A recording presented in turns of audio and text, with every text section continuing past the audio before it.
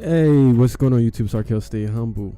And I'm here reacting to how hackers stole $1 million from banks. Listen, $1 million don't come too easy around this economy, I tell you that. So however they did it, did he get caught? Did he not? You don't know. I don't know. But, yeah. Oh, wait. I'm bugging. That's $1 billion.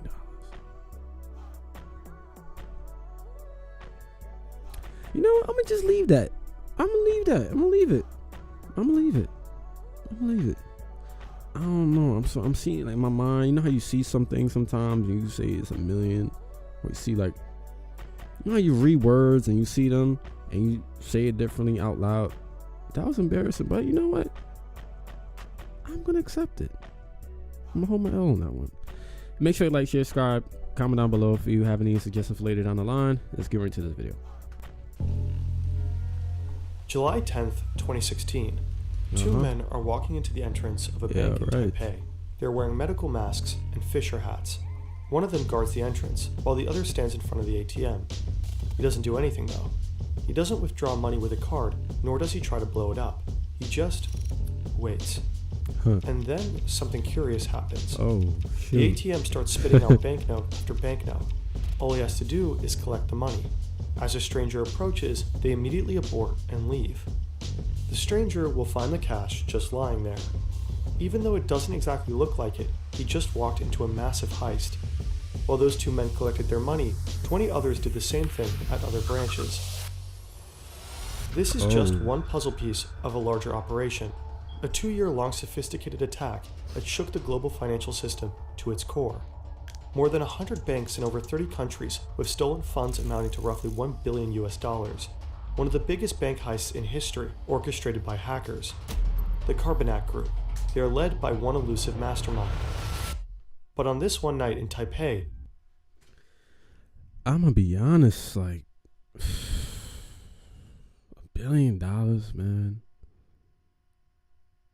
You know how long it takes to spend $1 billion?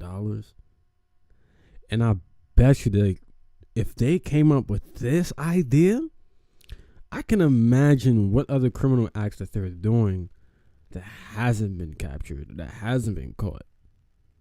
Like, these people are getting smarter and smarter and smarter every single day.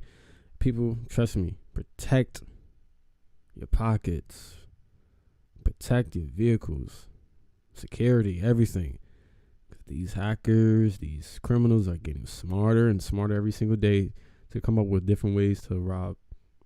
I mean, they did it to a bank, but as we watch the video, we'll see how much more did they do, you know. He and his team made a crucial mistake, one that they will pay a heavy price for. Carbanak was a game changer, I think. Poof. The attackers, they have the password of the administrator. So at that point we knew that they were watching what we were doing. It's very hard to arrest a piece of code.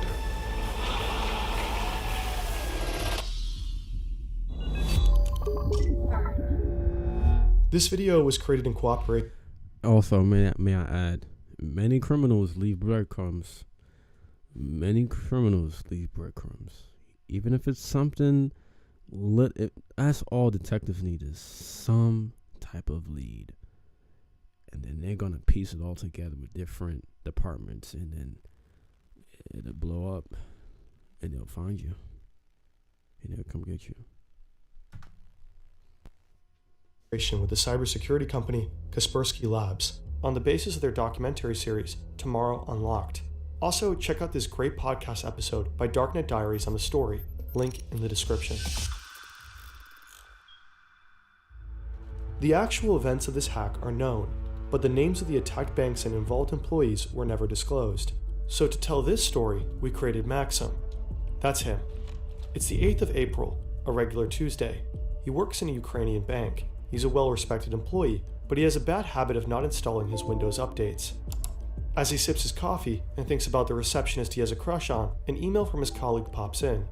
It's from Sergey, his coworker. The mail has a Word document attached. It translates into Compliance with Federal Law 115, dated 21/7/2014. Sounds important enough. Maxim clicks on it. He reads it, closes it, and continues his very ordinary workday. A few months later, Maxim is sitting in a meeting. His boss seems distraught. Some of his bank's ATMs started spitting out banknotes at... This is some nice. This man did his research. Like, this is some really in-depth information. Like, he's given. It's starting from the beginning. Like, they must have done a lot of interviews just to get this information out, and for him to put this all together. Like, this is something unique and different. I like this. Seemingly random times of day. It seems like whoever was lucky enough to show up at the right time could just grab the money. The bank might be the victim of a cyber attack. The employees should act cautious and avoid suspicious emails. Emails, meetings, stress, colossal hacks. For many, it's the same story every day. What if you want to throw in the towel and build something of your own? Odoo is an all-in-one platform that gives you everything you need to manage your business. You don't need any tech skills. Honestly, you can be a complete beginner. With Odoo, you can create a sleek website and launch your dream project in no time. I like how you sneak that in there, but we're going to skip that. That was very creative. Great way to advertise. Pick your favorite theme. That was beautiful. Drag can also handle You almost got me for a second there, buddy. Kaspersky You know that some investigate their problem. Nice try, Diddy. suddenly all your ATMs are empty. You know that something has happened. This is Jort van der Wiel. He was part of the team on the case. He checks the hard disks of the affected ATMs for malware and finds nothing. Not one suspicious activity, not a single trail to follow. A few months later, van der Wiel gets a call in the middle of the night. It's 3 a.m. It's an account manager working for a large Russian bank. He says van der Wiel and his team need to call his IT guy ASAP. A couple of minutes later, one of van der Wiel's Kaspersky co-workers shows up at a bank in Russia. The IT guy on the site is panicking. Someone has gained control over their domain controller. That's the heart of their server network. If you control the domain controller in a Windows environment, you basically control everything. And without a good reason, it's sending data to China. Like the motherboard. The Kaspersky specialist starts to look for malware right away. Eventually, he finds a software that lets you watch and control a computer remotely. Could it be that the intruder is watching them right now? He has an idea. He opens a Word document and writes the Russian word for hello. They wait for a few minutes. Nothing happens. Then, suddenly, the cursor moves, and letters appear. The hacker answered. He adds, in Russian, "You will not catch us." To which the Kaspersky employee replies, "We will catch you." Nah, that's crazy. "No, you will not catch us." Okay, it's on. The dumbest thing you could do is allow someone. Matter of fact, squash that. Why would you blow your cover and have so much confidence that someone wouldn't catch you when all you had to do was say nothing? Sometimes less is more. And in this scenario, you shot yourself in the foot for bragging and flaunting in his face that, oh, yeah, we stole you guys money, but you ain't going to catch me. What are you going to do about it? Nothing. You're just a bank worker. I don't know. That was the dumbest thing you could have done. There's no other way I can explain it. Like, it's just stupid. Like, why? Not that I'm encouraging him to keep doing what he was doing. Evidently was wrong, but I'm just logically, that was the first biggest mistake that he did.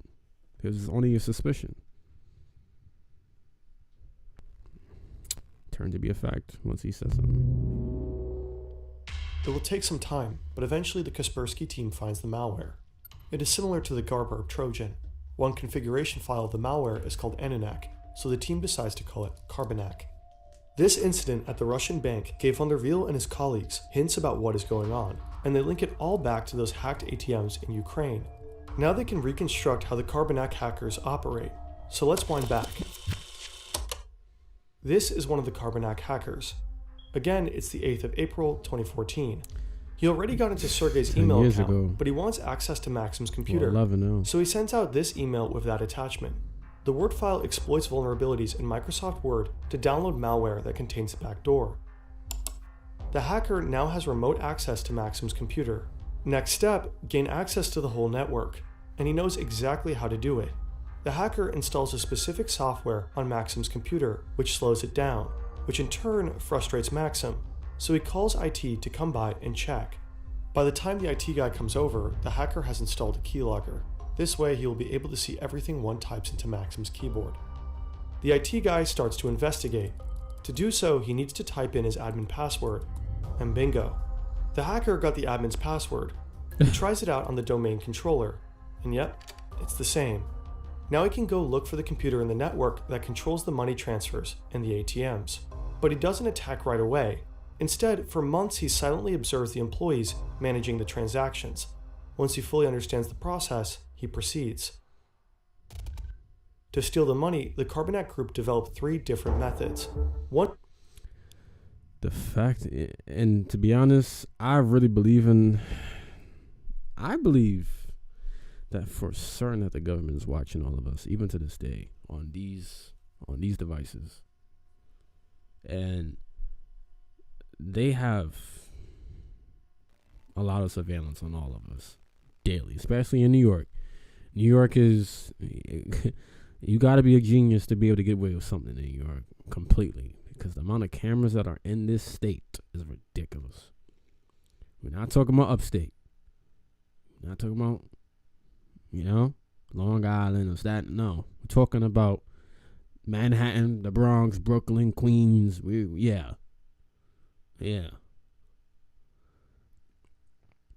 You just don't know who's watching you. You always have to just be careful.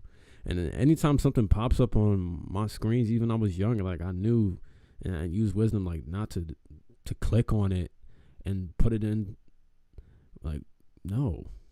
If I'm not aware of this, if I didn't originally sign up for it, like, and I had, some type of inside information to what it could have done to make my life easier, whether it was an app or an editor, no. We just don't download anything. Gotta use wisdom, man. It's stupid.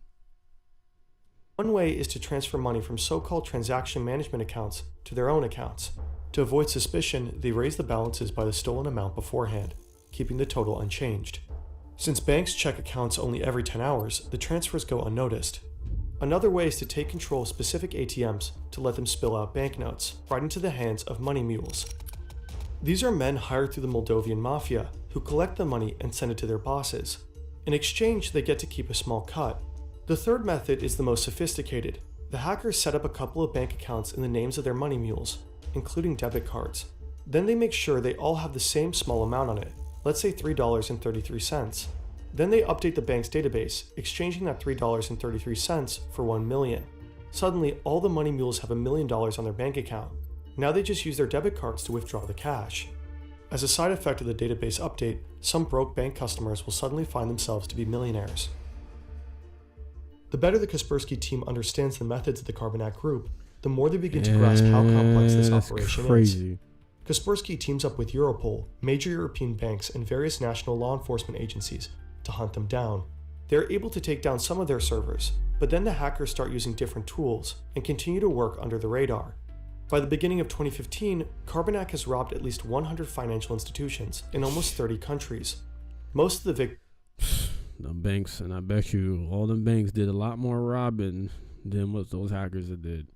It's hard for me to feel bad for banks. It really is. It really is hard for me to feel bad for them. Why?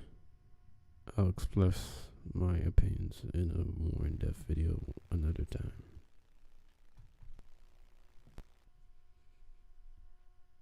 Victims are in Russia, but also in the US, China, and Europe. Within 2 years, they steal roughly $1 billion. They appear to be unstoppable until someone screws up.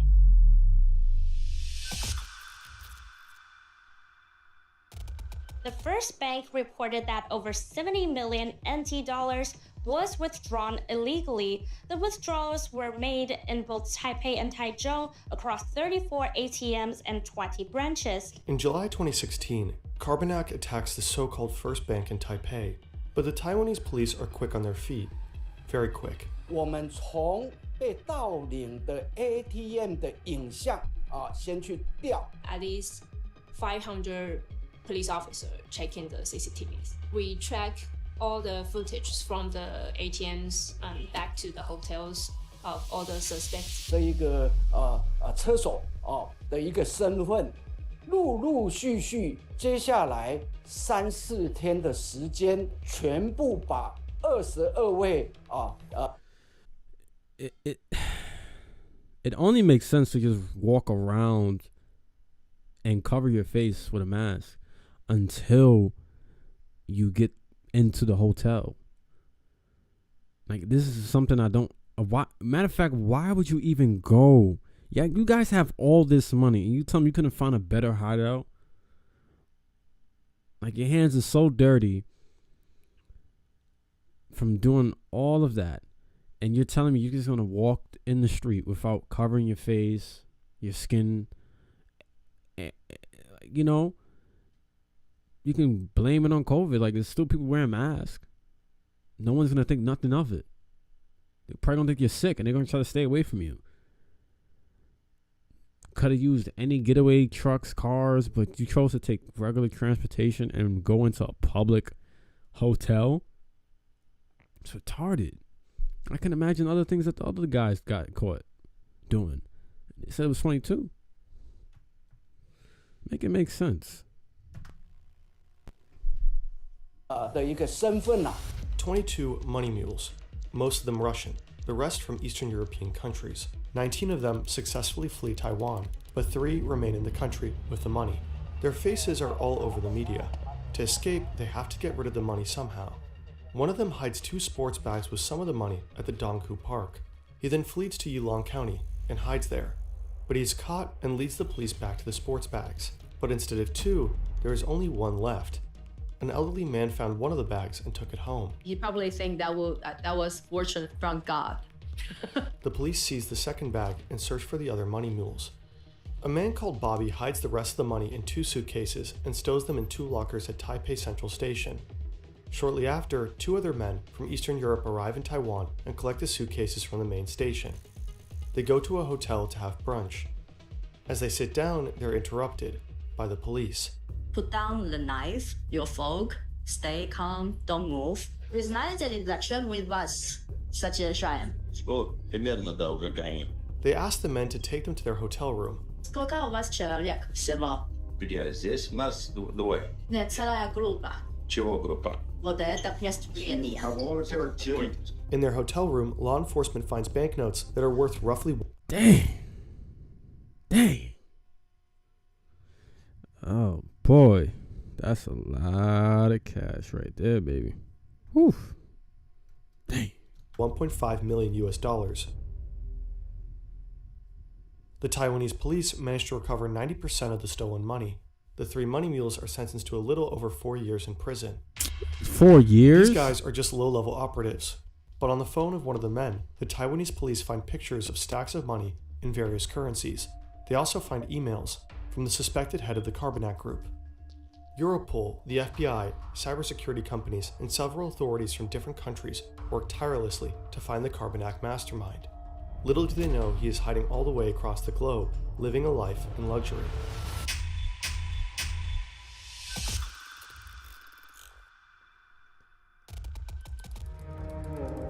March 6, 2018.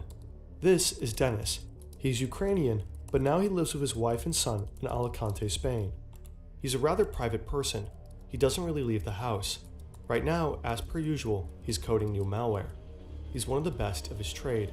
To keep a low profile, he does most of his spending in Bitcoin. At the time, he's worth 15,000 Bitcoins. In 2018, that was worth roughly $162 million. And let them all have played under the same mindset as the mastermind. I forgot what he said his name is. But it... Like I said, I'm not encouraging this. And please don't take this as if I'm agreeing to all the criminal acts. No, not at all. But I'm just giving my opinion on it. If you know you guys are constantly being tracked, it's only the best thing to do is just move in silence and move different. far away from all the cameras, far away from all the attention. And it's like you have all this money and there's no plan B or no escape. Like, you're doing things that other criminals have already done for decades, and there's nothing new to them. Today it would be more than $1 billion. But there are some things that Bitcoin can't buy. Not a lot of car or house sellers like to be paid in digital currencies, so he needs to use real money to buy these, which leaves traces. This is what tipped off the police. They start to follow the money and eventually realize who he is. His laptop is still on and unlocked. The forensic team immediately starts to collect evidence. The authorities will seize 2 BMWs and jewelry, valued at $500,000, and of course his bitcoins. But the vast majority of the stolen $1 billion remains missing to this day. Would have been much more smarter, which is to not put anything in your name, so you don't have no trace of where you were at. And that's the problem. When people get too overconfident, like him, they slip. And I said it in the beginning of the video, someone always leaves breadcrumbs. Dennis K. may have been the mastermind behind the Carbanak operation, but he certainly didn't work alone. We think there was quite a big team, at least between 10 and 30 people all together that was able to pull this scheme off. You can find the same piece of code being used by different groups, and it's very hard as a security researcher to know the difference which group is using what code, because the code is very similar. It's very hard to arrest a piece of code. In late 2018, 3 Ukrainians were arrested who were allegedly involved as well. The Carbanak malware still exists today. The hackers who use it go by many names: Fin7, Joker's Dash, Carbon, and Cobalt Spider. Experts suspect that those Russian cybercriminals are given free rein by the Russian government in order to cause chaos in the Western world. Maxim's Bank lost millions. As we know now, this could have easily been avoided. The Carbanak group exploited a vulnerability in Microsoft Word, one that had already been fixed 3 years prior. But Maxim was too distracted to install those Windows updates. So make sure to keep your systems up to date. It could save your employer a couple million. Yes. Yep. One person in the company decides to be disobedient, and it costs everyone thousands, millions, and billions of dollars because of one person. And it only just takes one person for the walls to come crashing down. That's tough. But hey, hopefully this video was kind of cool and interesting for y'all to watch. And I thank you and I appreciate everyone that stood by through this long video. I'll catch you all in the next one. Stay blessed, be blessed. Watch your surroundings.